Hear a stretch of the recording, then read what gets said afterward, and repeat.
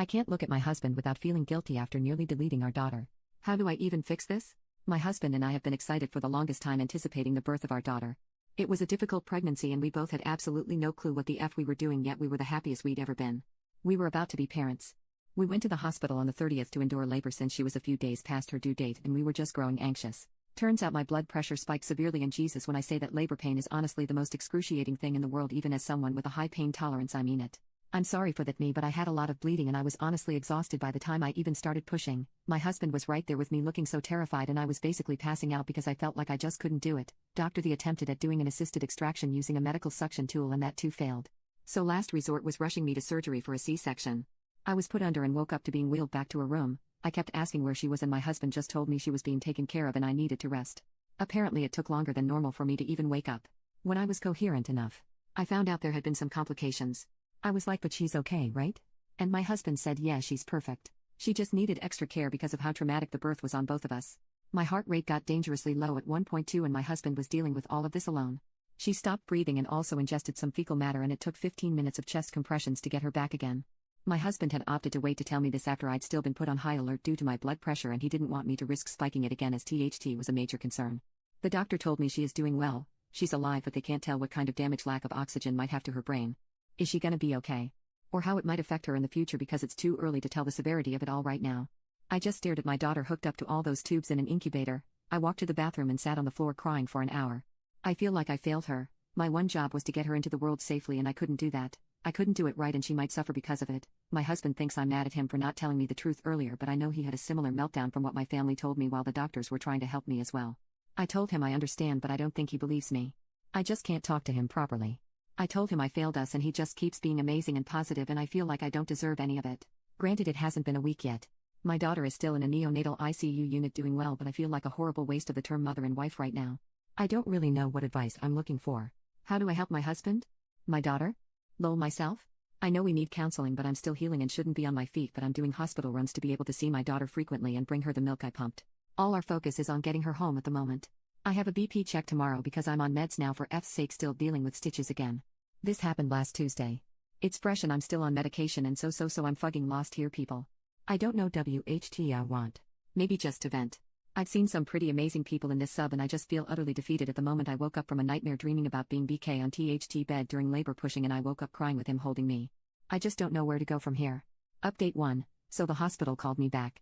Basically I need to do feedings with Leah while she's on all her meds. Luckily the feeding tube is out, which is a big yay. But I need to be here now 24/7 sleeping in a chair. Basically because of a lack of beds and dealing with a screaming newborn. I have zero idea how to care for it and I just want to scream. My husband isn't allowed in the room at all because it's shared with other moms who are also breastfeeding constantly, so if he wants to see us we have to go stand in the hallway.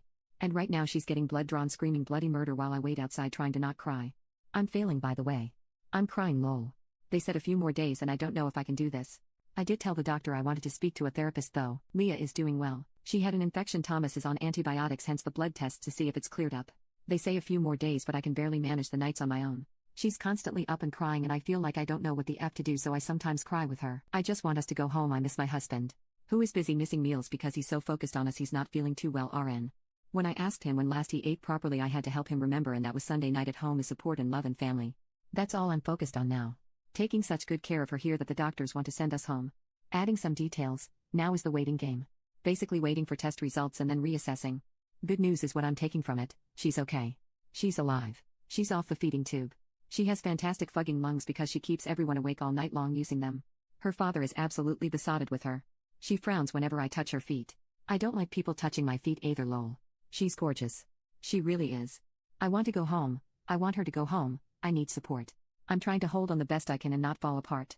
It's rough. Sleeping in a chair is definitely affecting my stitches and I am in a lot of pain a lot of the time. But yeah, for now that's all I can say, I guess. Update 2. So the hospital is hooking me up with an occupational therapist to help me get accustomed to helping Leah the best I can with movement and exercises that are good for her body and brain. My husband, being his wonderful self, went to speak to his boss today about arranging his working hours to accommodate that when we get to go home. It'll be maybe 3 to 4 times a week. Blood work came back, and although we can't go home yet, I'm trying to convey the message I got all medically on a tired brain so doctors or whoever may correct me. So they did blood work and her viral count, for being able to fight off infection, I think is what the doctor said, should be a 10 for a healthy child. So that if she gets sick she'll be okay. At birth Leah's was 24, then spiked to a 30. Why, she went on antibiotics and needs to be monitored. Good news is after today's blood work it's at 14. So not a 10 yet. But it's proof the antibiotics are working and that she is on her way to being roadworthy, so as much as I hate this hospital I can do a whole month if it means she will be healthy. So by Friday we should be going home or last Saturday morning. Spoke to the doctor again, she assured me the baby blues are normal and they will connect me to a therapist, but I know with public health, and especially mental health in my country, it takes a while. And all our finances went into preparing for her, and with me being like this I don't know when I'll be going back to work, especially with having to give her all our attention. So we will see. If they set it up I'll need my husband to get help too. I don't think he wants to admit how much this actually affected him, he doesn't eat much. And he was spaced out today and I had a heart-to-heart with him about how much we appreciate him and how he is amazing for even being there with me and not freaking out or getting scared. I know a lot of men, especially in my family, refuse to even be in the delivery room for any births. He kinda broke down a little and said it was scary watching me like that, and then watching the same thing with her he felt helpless. I told him how much I adore him and he just told me he loved me and that's enough. I'll keep trying with him though. I need him to not neglect himself. He is absolutely in love with her. Thomas even finds her frowning to be the most adorable thing in the world. I think I lost him lol. So yeah, that's about it. We will be okay, I know it. It feels a bit much right now and me getting overwhelmed by a crying baby sucks, but all babies cry. That's what I'm telling myself. It's perfectly normal and we are gonna take each day just one day at a time. Update 3, we are going home. This made me nearly wake up Leah while she's staring at me through milk-intoxicated eyes at the moment. My daughter is a grumpy little diva. But she's mine. She's beautiful and funny and has started making the cutest little noises. John and I don't regret having her. Or whatever we need to do to make sure she's okay in the future.